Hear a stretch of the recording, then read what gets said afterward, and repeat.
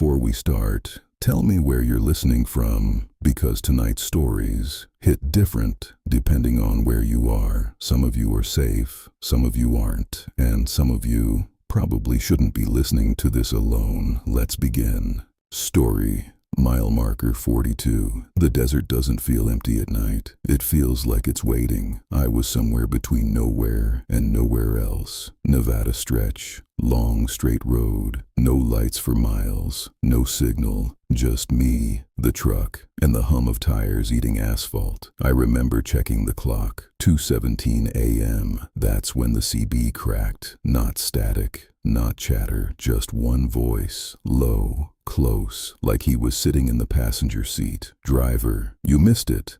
I froze. I hadn't heard a single truck in over an hour. No headlights behind me, nothing on the road. I grabbed the mic slow. Missed what? Silence. Then, turn around. I let go of the mic. Didn't answer, didn't slow down.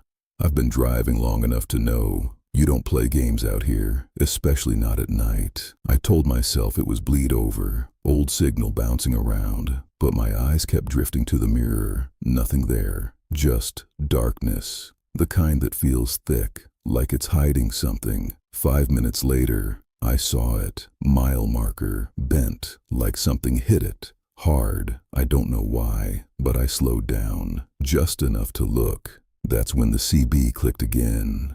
Driver, you see it now? My stomach dropped. I didn't answer. I just kept rolling, but I couldn't shake it. That marker, it looked fresh, not weathered, not old, like it had just been twisted minutes ago.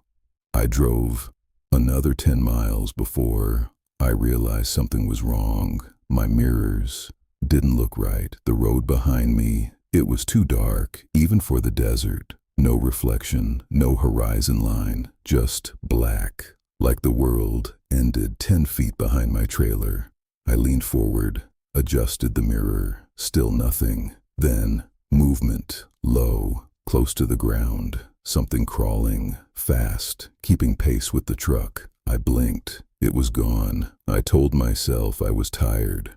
Long haul, too many hours, but my hands were tight on the wheel now, too tight. The CB came alive again, this time louder, closer. Driver, it caught up. My heart slammed. I grabbed the mic. Who is this? No answer. Just breathing. Slow, wet, right in my ear. That's when I heard it. From outside. Not the CB, not the engine. Something dragging along the side of the trailer. Slow, metal scraping, like fingers, long fingers, running the length of the truck. I hit the gas, didn't care about speed, didn't care about anything except getting out. The sound stayed with me, kept pace, scraping, climbing.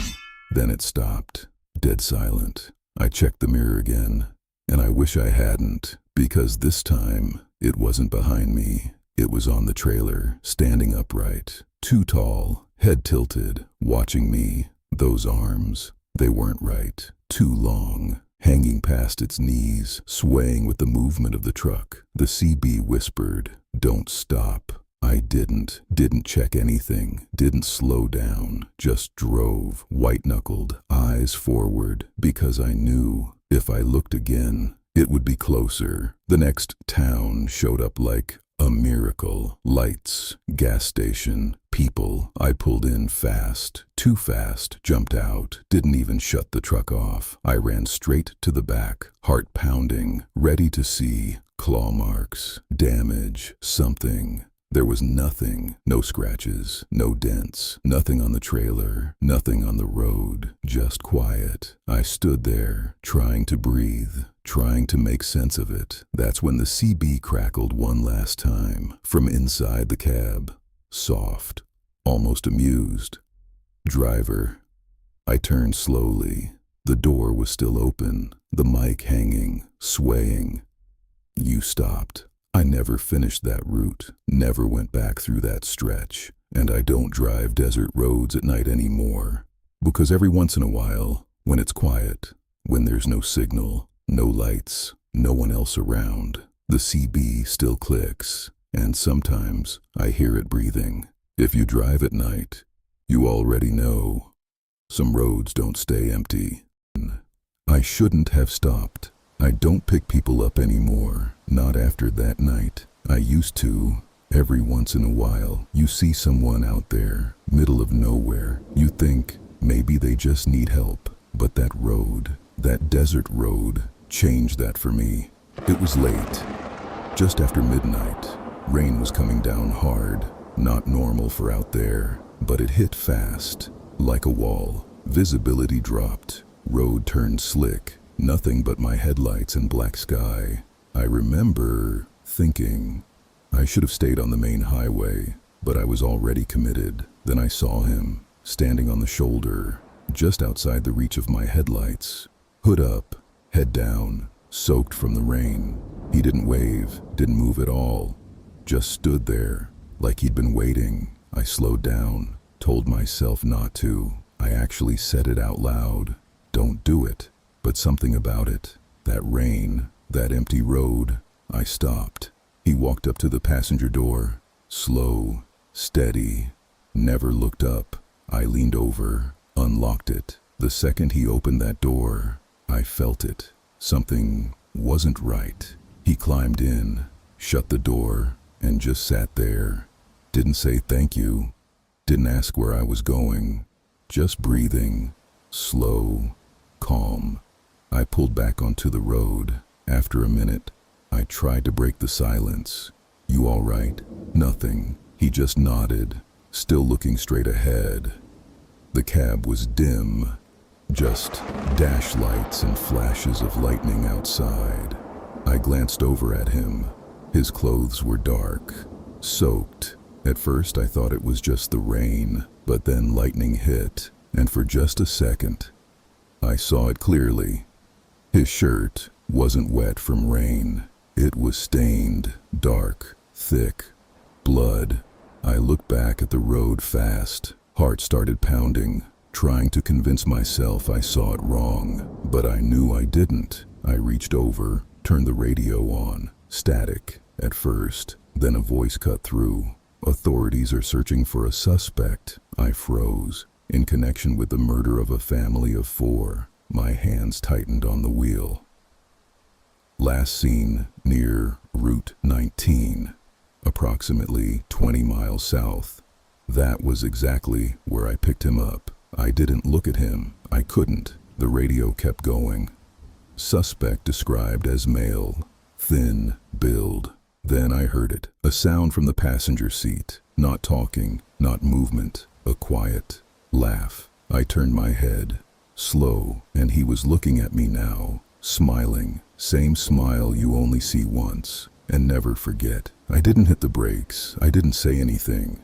I just kept driving, because in that moment, I realized something worse than anything. I wasn't picking him up. He was waiting for someone to stop. If these stories are getting to you, you're not the only one. This is the Insomniac Stories, and we're just getting started. Story 3. I found my friend's truck. My friend Danny disappeared on a Tuesday. That's the kind of sentence you never think you're going to say out loud. Not about a truck driver, not about somebody like Danny. He wasn't careless, wasn't stupid, didn't scare easy. He'd been hauling loads through bad weather, mountain roads, and dead zones for almost 20 years. He knew what roads to take and which ones to stay off. So when dispatch told me he missed his delivery and nobody could raise him, I knew right away. Something was wrong. Danny never missed a drop. Never. At first, everybody tried to explain it away. Maybe the truck broke down. Maybe he lost signal. Maybe he pulled over to sleep. But I knew better. He would have called. He would have found a way. And the thing that sat wrong with me, the thing I couldn't shake, was where he'd last been seen. A stretch of desert road so far off the main route. Most drivers didn't even know it was still open. Old mining road, half maintained, barely marked. There were stories about that road. Every old-timer had some version of it. They said back in the late 70s, a Peterbilt went off the side of a cliff out there. Driver and truck both gone. No survivors, no real recovery, just twisted metal somewhere at the bottom of a drop no one wanted to climb down into. But that wasn't the part people remembered. What they remembered, what truckers whispered to each other at fuel stops and rest areas when the night got too quiet, was what came after. Drivers started saying they'd seen that same truck again, old Peterbilt, faded paint, long hood, running dark roads where no truck should be. Some said it drove too slow. Some said it never used turn signals. Some said the back trailer doors hung open while it moved. And every story ended the same way. You didn't follow it. If you did, you didn't come back right. I used to laugh that off. Danny did too. We both did. That was before he vanished. Dispatch gave me the last coordinates his phone had pinged from. I wrote them down on the back of a receipt.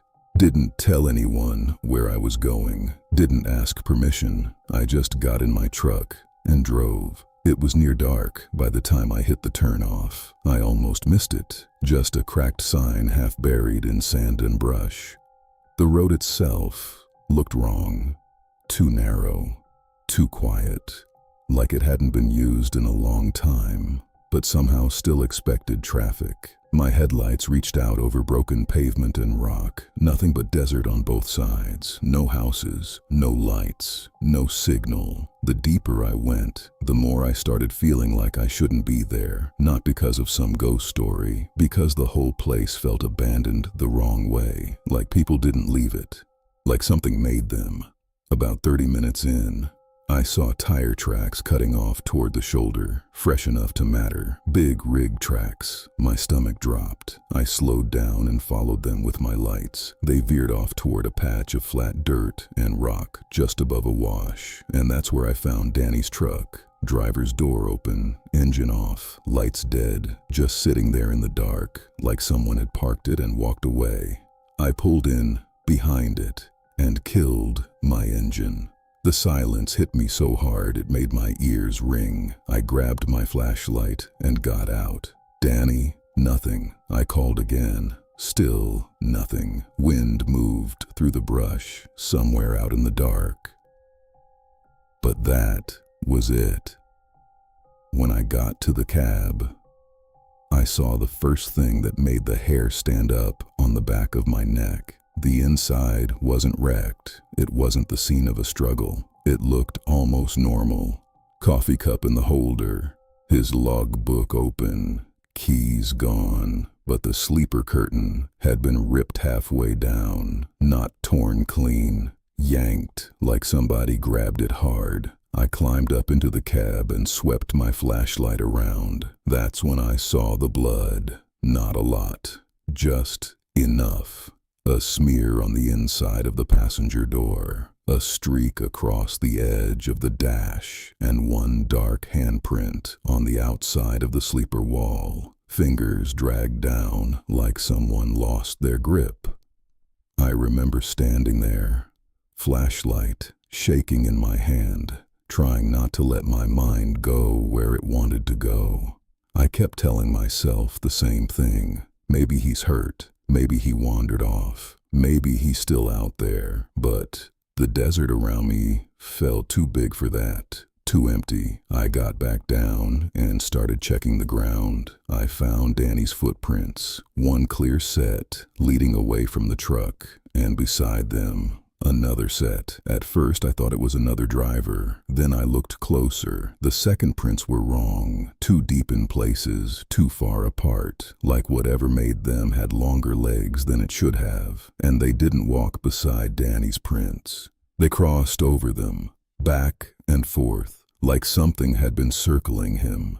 I should have gotten back in my truck right then, called the police from wherever I could find signal, left it alone. But it was Danny. I wasn't leaving him out there, so I followed the tracks, flashlight in one hand, tire iron in the other. I kept calling his name, softer each time. The tracks led me away from the truck and toward a narrow bend where the road hugged the side of a drop. That's when I saw lights ahead. 2 red lights, dim, low, tail lights. My first thought was relief. Another truck. Maybe Danny. Maybe somebody helping him. Then the lights flickered, and I saw the shape around them. Old long-nose cab, square body, rust-eaten edges, a Peterbilt, 70s, easy. Just sitting there in the road like it had been waiting for me to come around the bend. My mouth went dry. The truck was running, but there was no headlight beam, no exhaust I could see, just that shape and those weak red taillights glowing in the dark. The trailer behind it looked empty, and the rear doors hung open. I stood there for a second, trying to decide if I was looking at something real or if the desert had finally cooked my brain. Then I heard it. Somewhere ahead, down below the edge of the road, somebody coughing. I knew that cough. Danny had smoked too much since he was 19. His cough always sounded like he was tearing a hole in his chest. Danny. The coughing stopped. For a second, all I heard was wind. Then his voice came up from the dark below. "Don't come down here." I froze. It was him. I swear it was him. Weak, rough, but him. "Danny, where are you?" A pause, then, "Just go." I stepped closer to the edge and aimed my flashlight down. I couldn't see much, just rock, scrub, darkness. Then the beam caught something metal far below. A wreck, old frame, crushed cab, what looked like the remains of a truck, rotting into the cliffside. My stomach rolled. And then my light caught something else. A face, not Danny's. Pale, torn open by shadow, hanging halfway out of that wrecked cab like it had been waiting there for decades. I jerked the flashlight away so hard I almost dropped it. "Danny." His voice came back again, closer now, too close, right behind me. "I told you not to come down here." I turned so fast, I nearly went over the edge. Nobody there, just the old Peterbilt sitting in the road. Driver's door open now. I know for a fact it hadn't been open before, and inside that cab, there was someone sitting behind the wheel. I couldn't make out the face, just the outline. But it was looking straight at me. Then something moved in the trailer behind it. Not one thing, more than one. Shapes, shifting in the dark interior like people standing shoulder to shoulder, except too still and too tall. And wrong, in ways my eyes didn't want to understand. I backed up. My heel hit loose gravel and I nearly went down. That's when I heard Danny scream. Not from the cliff, not from the truck, from inside the trailer. One scream, cut short, like a mouth getting covered. I ran. I didn't think, didn't stop. I ran all the way back to my truck, slammed the door, and locked it so hard I bent the key. My hands were shaking so bad I could barely get the engine turned over. When it started, I threw it into gear and pulled out hard enough to spray rock. I looked once in the mirror. The Peterbilt was behind me now. No headlights, just those two dead red tail lights, somehow facing me in the glass. Like the truck didn't care which way it was supposed to be pointing. I drove like that road was on fire. Didn't care about the drop. Didn't care about the tires. Just wanted off. I don't remember how long it took. 20 minutes, an hour, could have been 5. Time didn't feel right out there, but eventually I hit the highway again. Signal came back, lights, traffic, the kind of normal that almost makes you cry when you think you might not see it again. I called the police. They went back out the next morning, found Danny's truck right where I said it was, found blood, found tracks, but they didn't find Danny, and they didn't find any road where I said the cliff bend was. According to them, that section ended at a flat wash. No drop, no wreck below, no old Peterbilt, nothing. They looked at me like shock had done something to my head. Maybe it had, maybe that's all this was. But there's one thing I never told them. When they brought Danny's truck back, cleaned out and processed, I went to see it one more time. I climbed into the cab and just sat there, tried to feel close to him, tried to understand what happened. And on the passenger seat, underneath a layer of dust and dried grit, I found something I know hadn't been there before. An old metal keychain, rusted, worn, almost smooth, with one word, stamped into it. Peterbilt, and wrapped around that keychain, like somebody had set it there, was a strip of shirt fabric. Blue plaid, same shirt Danny had been wearing the day he disappeared. Then, if one of these stories stuck with you, tell me which one in the comments. And if you listen late at night, you already know this is the Insomniac Stories. Subscribe, and I'll see you in the next one.